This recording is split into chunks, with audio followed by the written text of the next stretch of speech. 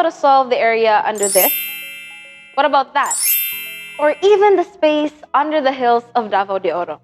Well, the area under curves such as these can be solved through integral calculus.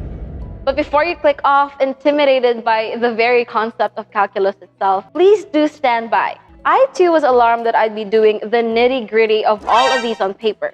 Not that there's anything wrong with it, it's just really lengthy. But hold and behold the wonders of this modern world that has brought to us by this. It's called a graphing calculator. But how do we use it exactly? In elementary years, we have been taught that solving the areas of planes or flat two-dimensional figures. The most basic formula for area is that of the rectangle, which is length times width. Processing that formula to be catered towards the concept of curves requires integration.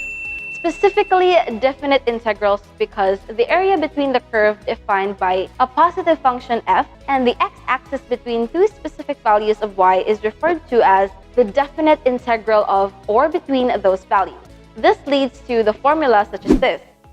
Let's now finally explore and discover the different functions and operations to use in solving the area under a curve using the T184+. Here we have a sample problem. We are going to find the area of the region bounded by the graph of y is equal to 2x squared minus 3x plus 2, wherein the axis and the vertical lines are x is equal to 0 and x is equal to 2.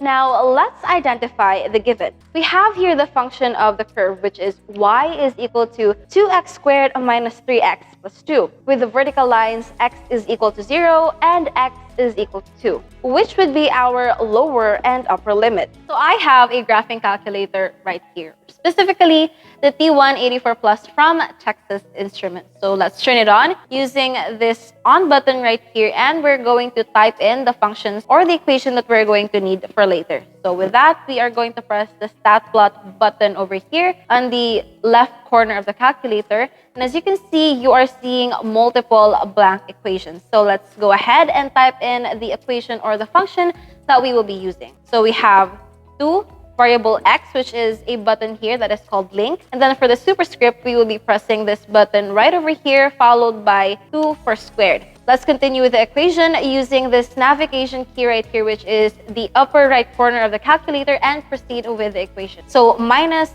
3 variable x plus 2. After that is we're going to have to see the graph. So let's press this button right here. As you can see, you are seeing a blank Cartesian plane. So to see the entirety of the Cartesian plane, we have to press something from the calculator, which is this button right here, which is the window. Now, for the windows, we have to see to it that it is adjusted accordingly to the positions of the coordinates of the graph. So we have here the minimums and the maximums. Since x minimum is equal to supposed to be -1, so it's a negative number. So for that, we have to use a different key, which is right here at the bottom of the calculator. So -1. After that is we're going to press enter. And for x maximum, it is 3. Enter again until it reaches to y minimum, and it is again -1. For the y maximum, it's 6. So let's go back to the graph and see the Cartesian plane. As you can see in the graph right here, you can see the entirety of the curve. Now, what we're going to do next is to set the upper and lower limit. Now, to do that, we have to press the second button right here, which is the blue one, and also this button right here that is called trace. After that is we're going to press the integral key, which is 7.